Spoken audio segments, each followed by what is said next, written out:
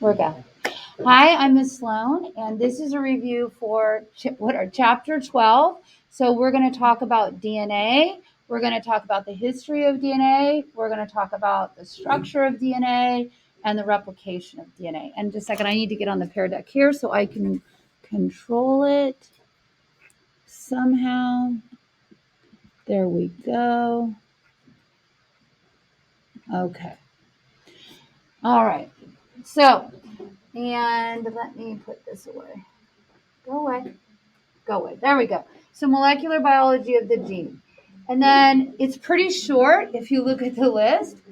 There's not a lot there, okay? But kind of read through it and see what is it that you probably need to focus on. Pretty short list.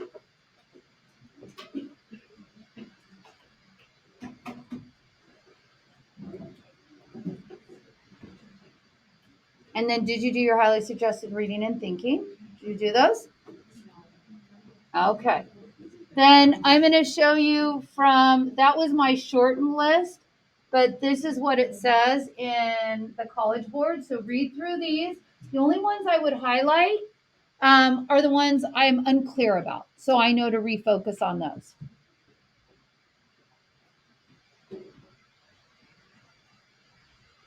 It's Friday. And if you weren't here at the very beginning, I know I have not posted the ed puzzles yet, but I will. And people are supposed to email me tonight. I have some errands to do after school today, but then I will go home and I will post them.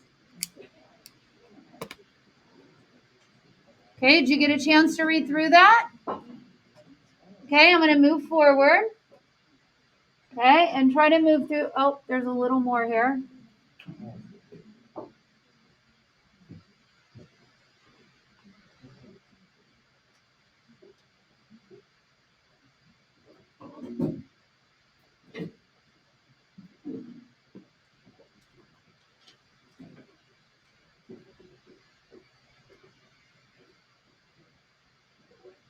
Do you see how you know it a little more detailed than even what they asked?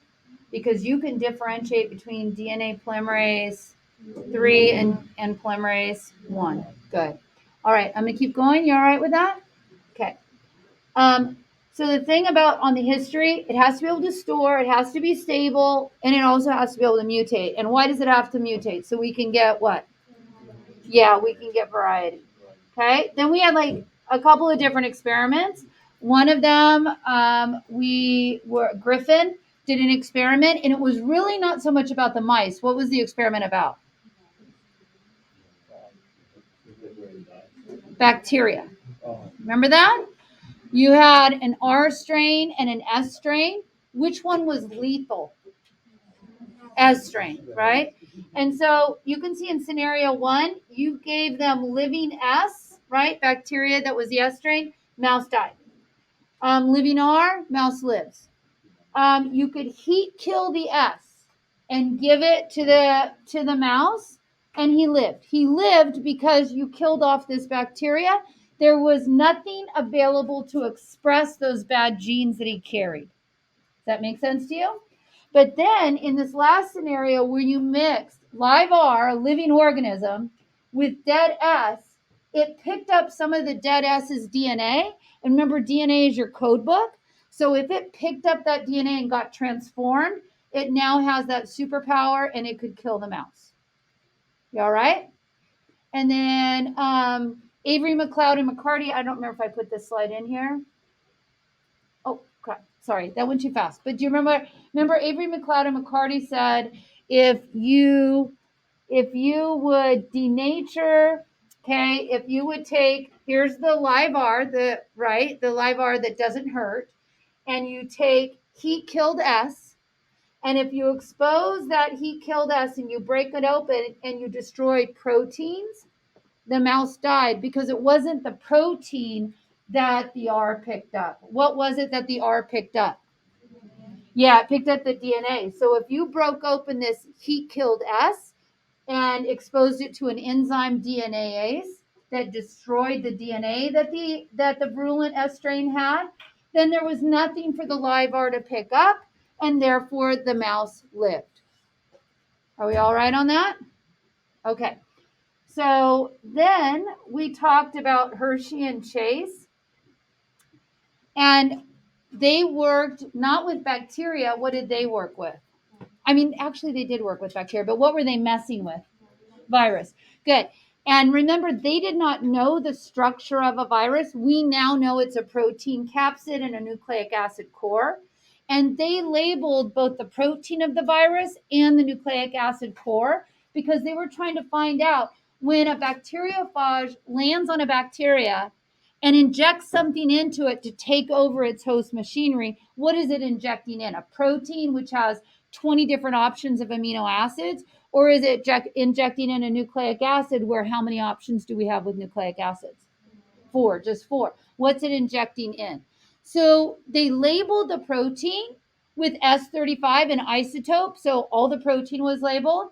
And they labeled the DNA with P32 isotope because ATP phosphate, right? And then they gave the virus, it's a virus that doesn't enter the cell, it just lands on it and injects something in. They gave it time to inject something in, and then they put it in something kind of funny. What did they put it into? A blender. And they did the blender to agitate it so the virus and the bacteria would break free from each other. And then they wanted to separate the two, and bacteria weigh more than a virus. So they put it in a centrifuge. And who would always go to the bottom? Bacteria. And the virus would float on top. So they went to see what's there in the bottom. What got transferred in their 2 different experiments? And every single time, what got transferred? The DNA. Because they found P32 in the bottom and they never found any sulfur in the bottom. So all of this is working to like our understanding of what the code book is, right? And then you have some more experimenters, right? Chargaff. Chargaff's rule said every single species has like, individual species have a certain number of adenines, thymines, guanines, and cytosines, yes, that are unique to that species. But what is consistent is, rule number 2 is however many adenines you have, you will have the same amount of thymines. And however many guanines you have, you will have the same number of. Good. So remember, everybody's trying to figure out the structure of our code book. That's powerful information. This is who makes you what you are. So everybody's trying to find that out. Chargaff contributed that information. Just to check to make sure you understand, work out this problem for me right here. Try to do it individually. When you're done, double check with your bio buddy. No side eyes.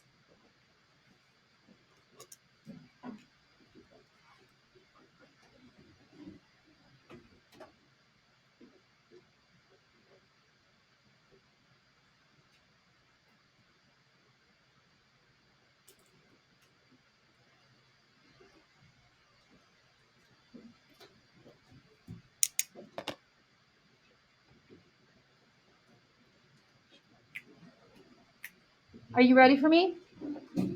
Okay. Thymine always binds with what? Adenine. So if 100% of our bases are getting represented, if thymine is 10%, what else has to be 10%? Adenine, right? Adenine has to be 10%. And 10 plus 10 is what? So 20% of our bases are locked up in the adenine-thymine combo. The remaining has to be what? What's 100 minus 20? 80. So if 80% are guanine and cytosine, that means it has to be 40 and 40. Okay, check with the person next to you. Make sure they're golden pony boy.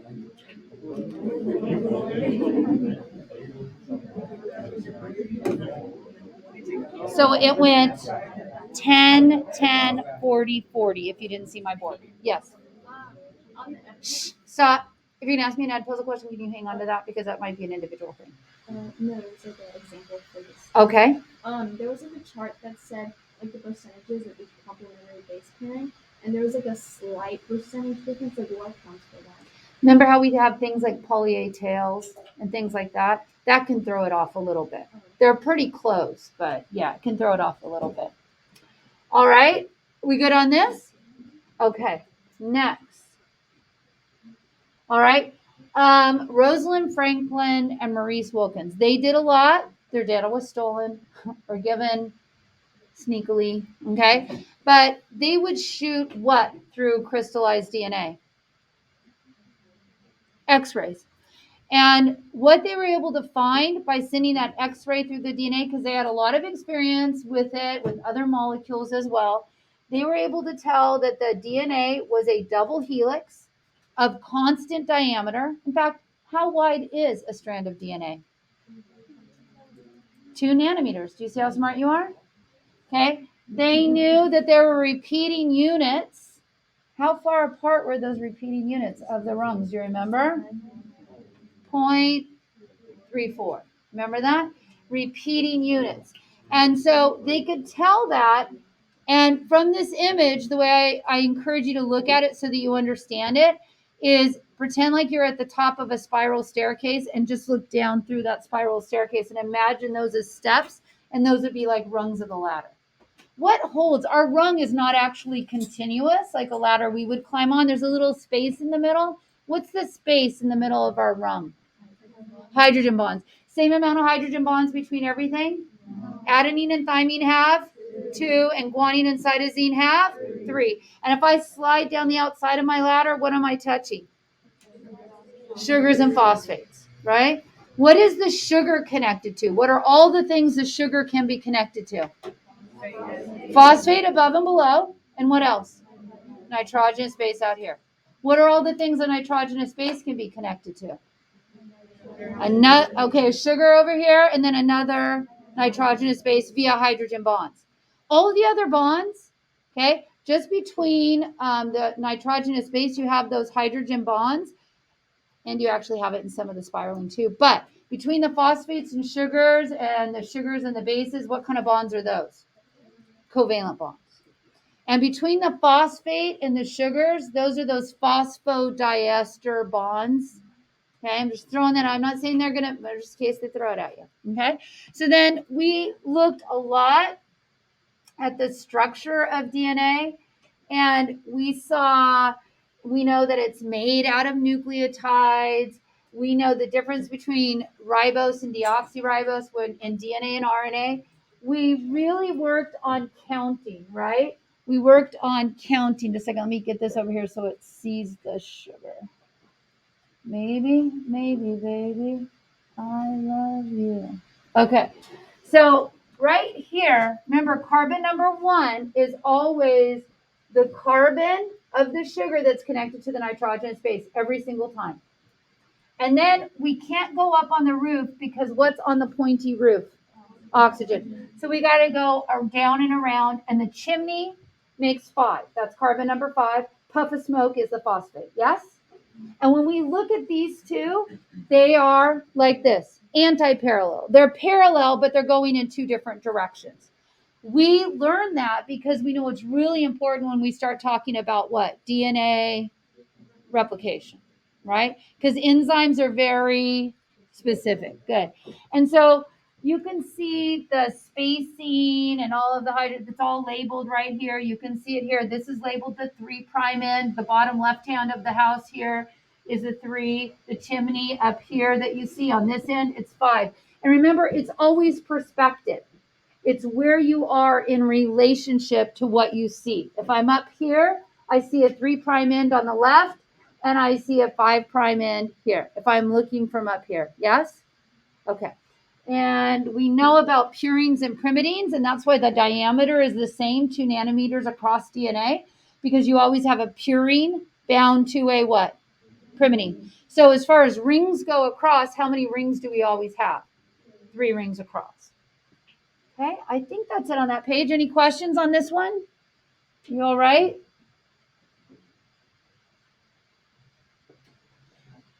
Nothing? Okay. Next. Okay. Oh, well, there's 2 pictures in here for you, so you can use either one. DNA replication. Let me walk it through and then we'll sing it through, okay? All right. So for DNA replication, for eukaryotes, it happens in multiple places throughout the genome, right? Because we have a lot of chromosomes, a lot of DNA to replicate. For prokaryotes, it happens at one spot, an origin of replication, and it just takes off in both directions. Now it takes off in both directions in ours as well, but it's happening in multiple spots just to speed up the whole process. And when is this taking place? S stage of? Boom. Perfect. Okay. So what we need to do is we need to unwind our DNA, right? And what did we talk about unwinding and the supercoiling? What did we call that? And we know it works a little bit backwards, but that's okay. What is that called? Topoisomerase, right? And then we have to break the hydrogen bonds apart so we have a place to work. So when we do that, we use what? Oh, sorry. We unzip with helicase, and then we have to keep them apart. What do we use for that? SSB. Now we're faced with a dilemma, right? Because it's really easy on one side. What do you call that? Leading strand. So somewhere up here was the leading strand, or let me go back one if I can. Yes, I can. Okay. Here I have my leading strand because the leading reads from, you read from what? 3 to 5, but you make complementary 5 to 3. That's why the enzyme we use is DNA polymerase 3. On the lagging strand, I'm not seeing what I need to start it. So that's why I have to turn around so I can look at a 3' in the face and work backwards. I backstitch, and then I go a little farther and I backstitch. And what we want to remember is you are replicating in the direction of the replication fork. It's like showing you the way, the fork in the road. You're going in that direction that the arrow points. So you have a leading and you have a lagging. But before you can use the DNA polymerase 3, you have to get your party started. Who are you starting with? The primer, right? But you have to build a primer. But what enzyme do you use to build that primer? Primase, okay? And it only has to do it one time on the leading strand because what? It's continuous. That was the exact word I wanted. Whoever said that. Did you say that, baby? All right. It is continuous. Once you put that primer down, the light is green. You don't have to start your party again. You're in the right direction, and you're going to go till you run out of DNA. But on the lagging strand, I have to put it down multiple times because I have to keep starting my party as I back up and move. Okay? And once I put the primer down, that primer is about 10 base pairs long. Then I can use that primer to start with my DNA polymerase 3, and it's going to bring in matching nucleotides. But this time, they're not going to be RNA nucleotides. What are they going to be? DNA nucleotides. Okay? DNA nucleotides. So now that's great. On my leading strand, I have 10 base pairs of primer and a whole lot of DNA. On my lagging strand, I have multiple primers and then segments of DNA. I call them Okazaki fragments. What's the next step that I need to do? No, ligase is not next. One. He is the one to save us. What do we need to remove? We need all DNA. We need to remove the primer. So it will remove the RNA nucleotide and replace it with the corresponding DNA nucleotide. Does that make sense? Okay. And it's going to do that on that primer on the leading strand, and then multiple times here on the lagging strand, it's going to need to do that. But now, wherever our primer was, Okazaki fragment, primer, Okazaki fragment, I need to stitch the hydrogen bonds will bond no problem. No work for that. But to seal that phosphate sugar backbone, that's when I use my ligase. Then what I will end up happening is these two things are known as what? Sister chromatids. These are sister chromatids that will be held together by and they will be exactly the same unless what occurs?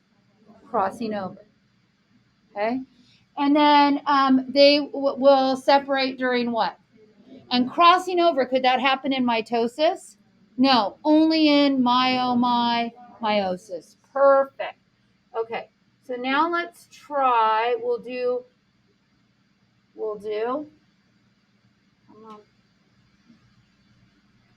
the song. Am I in the right spot? Okay. Here we go. So the DNA needs to what? Unwind. And what are we going to use to do that? Topoisomerase. Unwind and what? Unzip. Helicase. And then we need to keep the two strands apart. What are we going to use? SSB. And we have a leading and a lagging. What are we going to use first? The first one is RNA primase. One time on the leading, right? Primer, and then primer, primer, primer. Then what's next? DNA polymerase 3. Boom, boom, boom. And when I'm booming, I'm bringing in free DNA nucleotides, yes? Boom, boom, boom. Then on the lagging strand, boom, boom, boom, boom, boom. I have to do it multiple times. And what are these boom, boom, boom, boom, booms? These are my, and they're really 1,000 base pairs long, but that would be a lot of booming, okay? Then what do I need to do? Who's going to remove the primer and replace it with a, yeah, and I'm going to do that one time on the leading strand and gone, gone, gone. Multiple times, I'm going to fix it on the lagging strand. Then I'm going to use ligase to seal the phosphate sugar backbone. Then these are going to twist up, and these are sister chromatids held together by a centromere that separate during anaphase. Yay! Okay.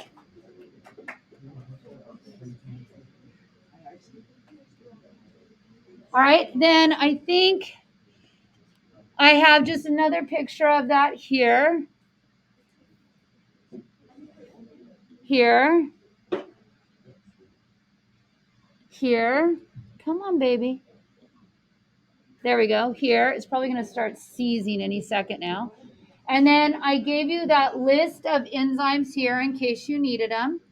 And then I reminded you that prokaryotic DNA is single circular chromosome, and it's done. But in eukaryotic chromosomes, it's in multiple places. And that, my friends, is it. Do you have any questions? Okay. Yes. Quiet. Shh. Go. Shh. Guys, I can't hear. Go. In the textbook, it says the information stored within DNA must always be read in the 5' to 3' direction. Is that a typo? What it means is you're going to build it. Oh, read. Yeah. It's in the mRNA you read from 5 to 3. Maybe that's what they're talking about? Okay. Right? Because remember, when you make mRNA, you read 3 to 5, making 5 to 3. So the DNA will eventually be read in the 5 to 3' direction on the mRNA. Okay, what else? Shh. I can't hear you guys if you talk. Do we need to know the names of the scientists and their, like, for each experiment? For me, you do. For the College Board, you won't. They'll probably give it to you as part of a question if they gave it to you. Okay, what else? Anything else? All right. Tell Miss Bowman she can come in. Yay. Good job, you guys. I'm proud of you.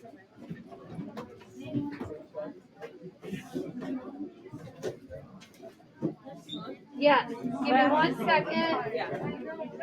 90. What did I